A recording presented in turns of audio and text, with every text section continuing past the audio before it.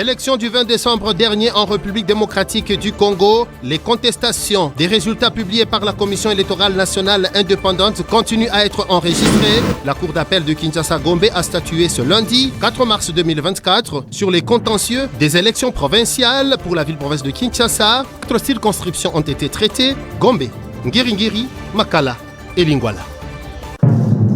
Traque de moto-taximan dans la commune de la Gombe. L'opération se poursuit. Conflits et mésententes entre policiers et conducteurs de taxi-moto. Les taximens du quartier Bon Marché dans la commune de Barumbu étaient en grève ce lundi. C'est le 4 mars 2024 ce lundi, journée mondiale de lutte contre l'exploitation sexuelle, occasion de sensibiliser le grand public sur les multiples facettes de l'exploitation sexuelle. Nous parlerons également du cas de la République démocratique du Congo dans ce journal. Merci d'être avec nous pour cette édition du journal. Bienvenue sur Digital Congo. Et nous allons commencer avec la ville-province de Kinshasa. Les élections du 20 décembre dernier continuent à faire parler d'elles.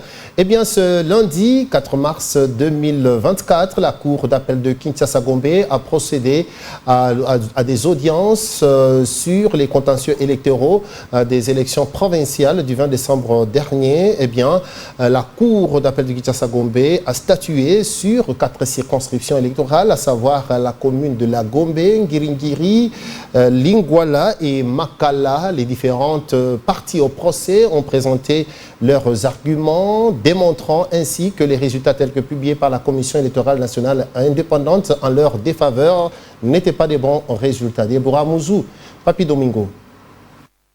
Début séjour de l'audience relative aux requêtes en contestation des résultats provisoires publiés par la CENI pour le compte des élections provinciales. Plusieurs avocats de différentes parties ont répondu présents pour défendre chacun son camp. La CENI représentée, tout comme les partis contestataires. Le MLC d'une part, l'UDPS Tshisekedi de l'autre, pour la commune de la Gombe par exemple, pour ne citer que ces partis-là, sont venus en contestation de l'élection de Fiston Lukwebo. Le collectif des avocats de l'AFDCA attend de la Cour de dire le droit sans complaisance au vu des requêtes fantaisistes des contestataires en opposition aux résultats proclamant Fiston Lukwebo les mieux élus de la commune de la Gombe. Les preuves sont correctes. À Luminaire, j'ai parlé de requêtes qui sont là pour la plupart fantaisistes parce qu'il y a même des regroupements qui n'ont pas atteint les seuils et qui se sont permis d'initier une action en contestation, alors qu'ils ne réunissent pas les conditions exigées par la loi. Et pour les autres, il y a beaucoup de défaillances dans la rédaction des actes parce qu'ils n'ont pas respecté scrupuleusement la qualité de représentants qui doivent agir en leur nom. Nous faisons confiance à la Cour et aux institutions de la République et nous savons que la Cour va tenir compte de nos arguments pour nous aider à rentrer dans nos droits et à confirmer la décision de la CENI qui a proclamé M. Lukwebo Musengo Fiston comme élu de la circonscription électorale de la commune de la Gombe. Et pour sa part, la Cour a pris l'affaire en délibéré pour traitement, puis le verdict sera rendu le jeudi 14 mars prochain.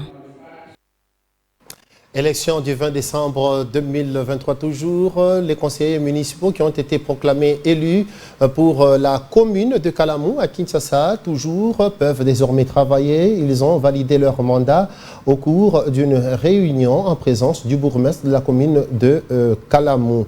Rachel Massengo, Timothée Piamboula.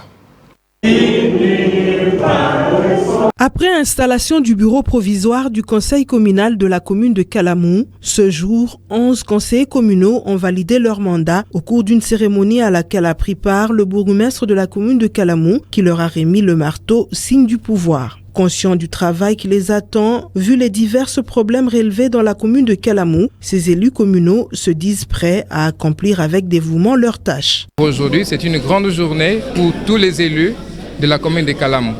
Parce que c'est au cours de cette plénière que les mandats ou le pouvoir des élus communaux ont été validés par le bureau provisoire. À partir de cette journée, la commune est dotée, n'est-ce pas, de ces élus qui vont travailler jour et jour, n'est-ce pas, pour aider la commune à résoudre tant de problèmes qui sont là, les problèmes de sécurité, le problème d'insalubrité qui nécessite à ce que l'organe délibérant puisse chaque fois se réunir et donner des solutions appropriées. Ici est de noter qu'ils ont pour mission, ensemble avec le bureau provisoire, d'élaborer le règlement intérieur et organiser les élections du bureau définitif.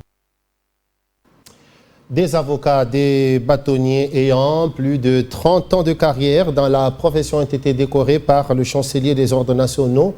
Ils ont été primés pour bons et loyaux services rendus à la République. Sandrine Pemba, Papi Domingo. Pour avoir rendu des bons et loyaux services à la nation, les bâtonniers honoraires et avocats du barreau métropolitain de Kinshasa-Gombe ayant plus de 30 ans de carrière dans la profession ont été décorés par le chancelier des ordres nationaux. Lors de cette cérémonie solennelle, près de 50 lauréats, dont certains à titre posthume, ont reçu des médailles en or ou en argent, mais aussi un brevet des mérites civiques.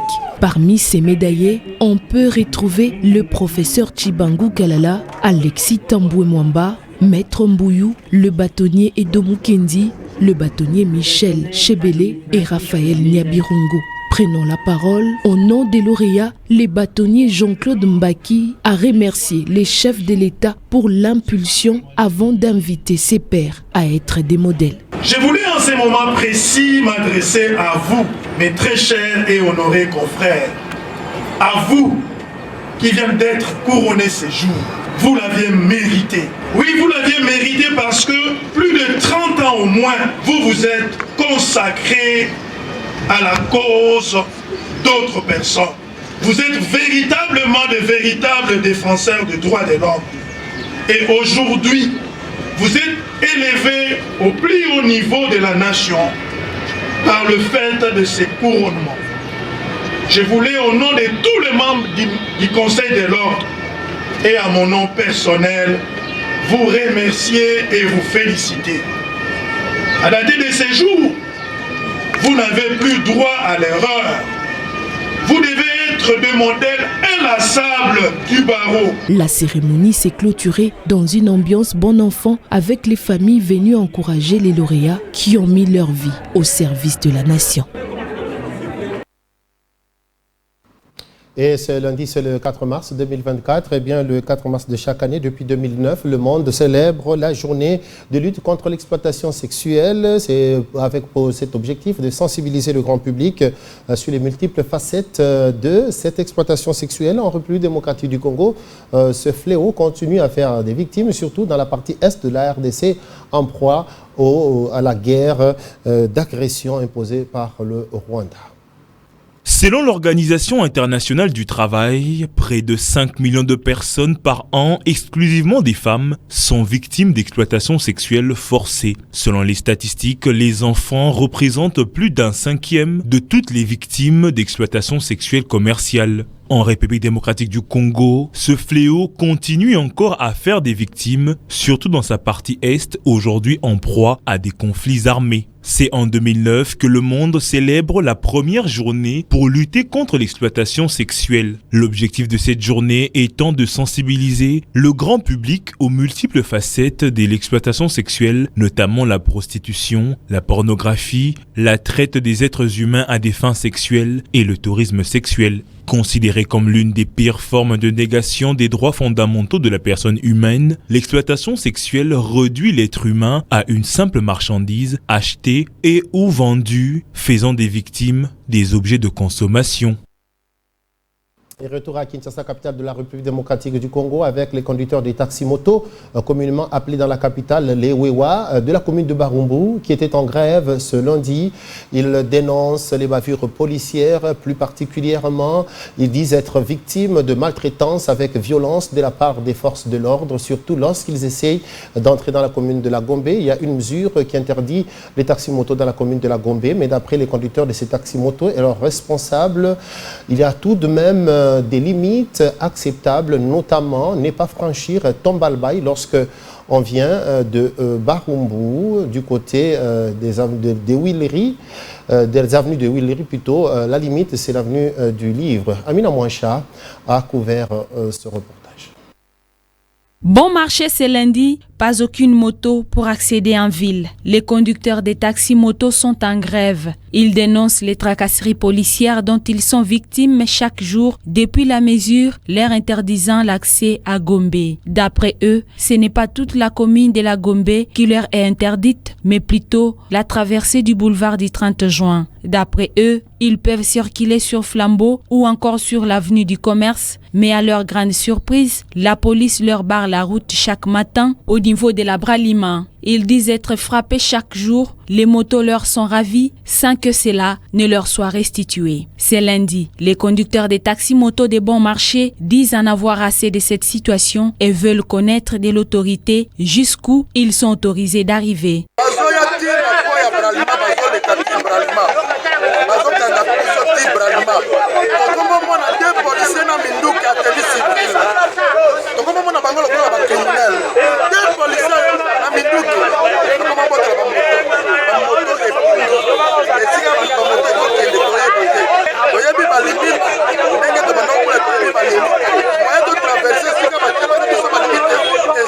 Aujourd'hui, toujours ça, toujours sous la rue, toujours ça la tête. Une grève générale, on a tracassé même les choses dans la balabala.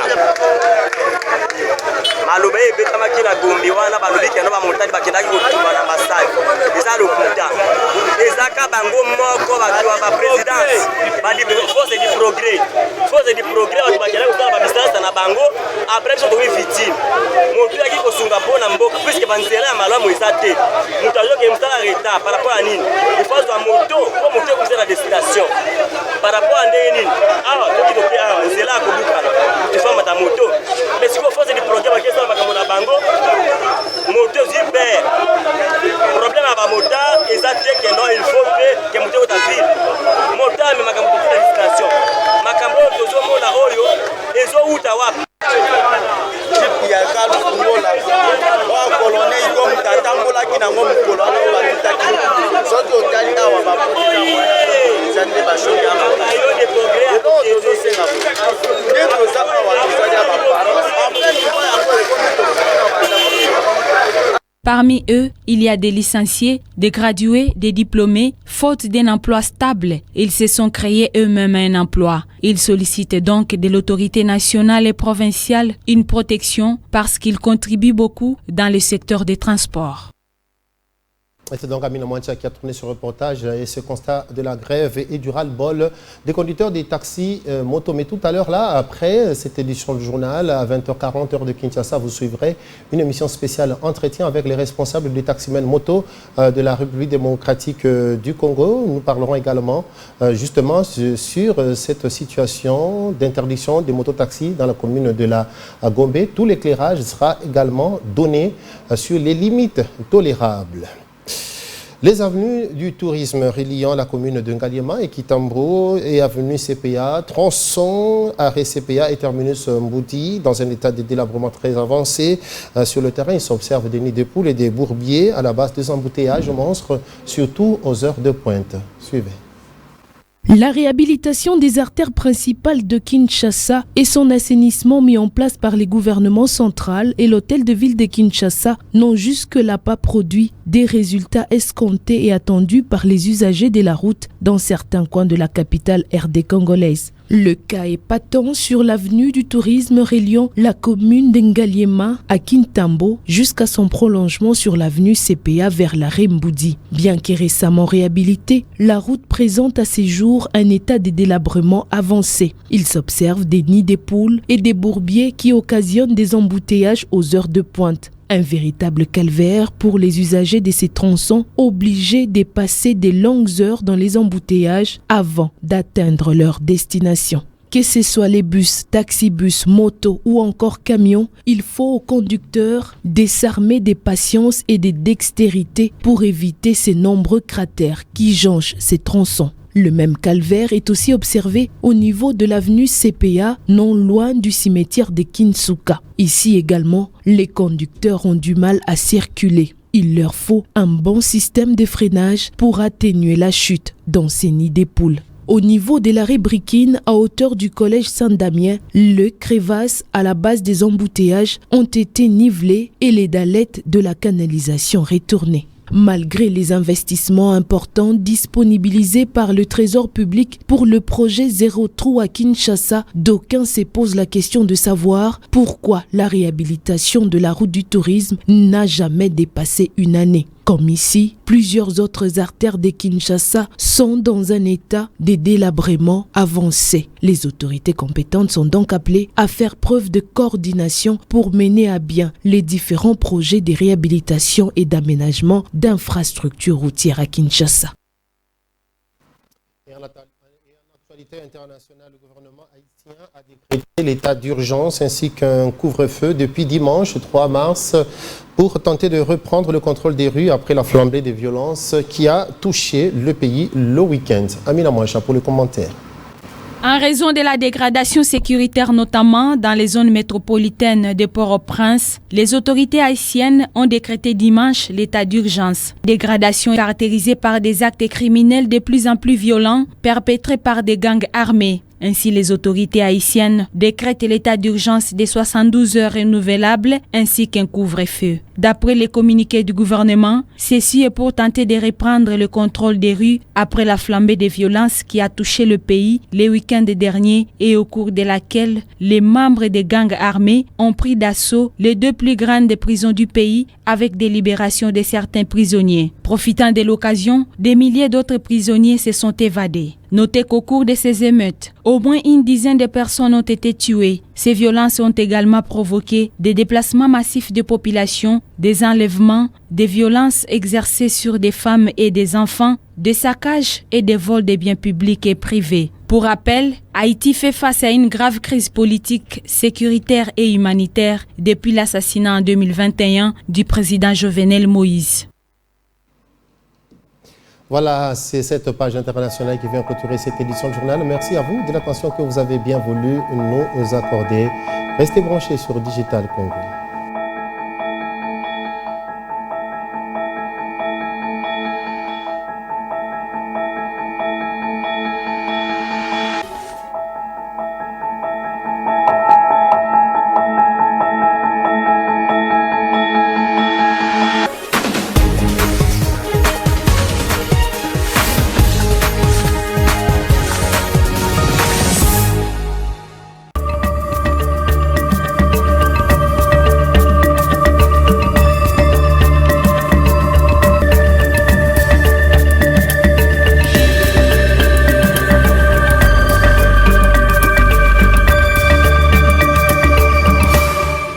Bienvenue à ces tours d'horizon de journaux parus ce 4 mars 2024 à Kinshasa. Pour faire face à la guerre, les CC invitent Tshisekedi à dialoguer avec Fayulu, Katumbi, Sesanga, titre en sa une le tri-hebdomadaire Congo Nouveau.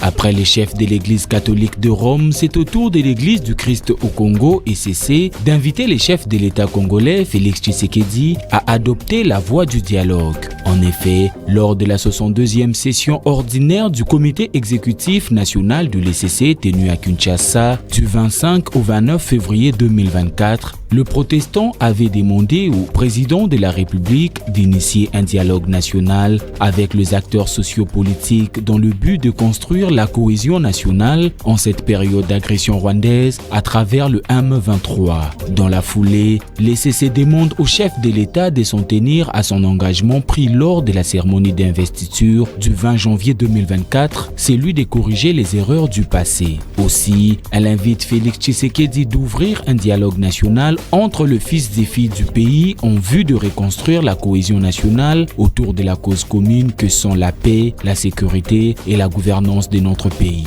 En page 4, le tri-hebdomadaire Econews revient sur le même sujet en titrant « Défis sécuritaires et mise en place des institutions », l'ECC invite Tshisekedi à un dialogue national. Face aux défis politiques, sécuritaires, humanitaires et diplomatiques qui s'imposent à la République démocratique du Congo dans un contexte de mise en place des nouvelles institutions issues des élections générales du 20 décembre 2023, l'Église catholique au Congo ECC invite le président de la République Félix-Antoine Tshisekedi Tshilombo à initier un dialogue national en vue de résoudre les questions de paix, de sécurité et de la gouvernance étatique. C'est ce qui ressort du compte rendu des travaux de la 62e session ordinaire du Comité exécutif national de l'Église du Christ au Congo ECC, lu lors d'un culte à la cathédrale du Centenaire. Autre registre, la consoeur La Prospérité fait le point sur les législatives nationales, cours constitutionnelles, atterrissage en douceur des audiences sur les contentieux électoraux. Saisi par plusieurs candidats contestant le résultat des législatives nationales et provinciales de scrutin du 20 décembre 2023, publié le mois dernier par la Commission électorale nationale indépendante, la Cour constitutionnelle a terminé ses audiences en matière de contentieux électoral. Avec un record de traitement des dossiers, soit environ 1200 en 3 semaines. Ayant débuté l'examen des contentieux électoraux, lundi 4 du mois en cours, la Haute Cour, au regard du nombre exorbitant des dossiers irrélatifs, avait demandé aux avocats de ne plus plaider mais plutôt de confirmer leur requête pour permettre au ministère public de donner son avis. 3 semaines plus tard, elle a passé en revue tous les dossiers qui lui ont été transmis. Ces audiences ont été menées par 9 juges de cette institution juridique réunis en une chambre. Nord Kivu, la montée au front des chefs des armées de pays de la SADC et du Burundi, rapporte en sa machette le quotidien Forum des As. L'aventure des terroristes de RDF M23 sur le sol congolais n'a que trop duré. Selon des sources militaires, des chefs d'état-major de pays participant à la force de la SADC, engagés dans l'est de la RD Congo, ont au terme de leur séjour à Goma, chef-lieu du Nord Kivu, peaufiné des stratégies pour mettre fin à l'activisme des terroristes RDF M23. Kinshasa mobilise tout le front pour venir à bout de ces terroristes de RDF et leurs supplétifs du M23. Le chef des forces de défense de pays contributeurs de troupes au sein de la SAMI RDC, y compris le Burundi, se sont réunis à Goma du 1er au 2 mars 2024. Au cours de cette rencontre, il a été question d'évaluer l'évolution des opérations sur le terrain et de peaufiner des stratégies pour le renforcer, a déclaré le général-major Sylvain Ekenge, porte-parole des FARDC, Forces armées de la République démocratique du Congo, cité par l'agence congolaise de presse ACP. Bouclons avec Africa News qui révèle en sa page 4 tension après la publication de la liste des délégués de la RD Congo au 13e Jeux africains d'Accra, le membre du cabinet Kabulo plus nombreux que les officiels du comité olympique.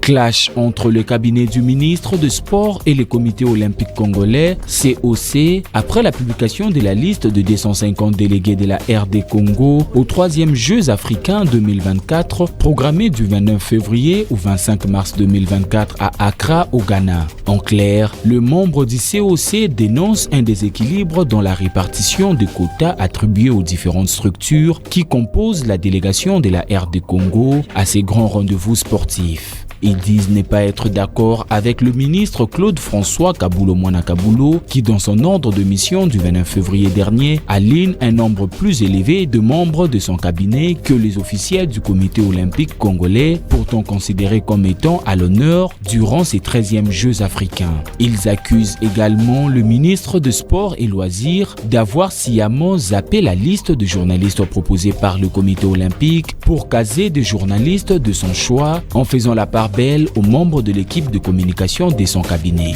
À toutes et à tous, merci de nous avoir suivis.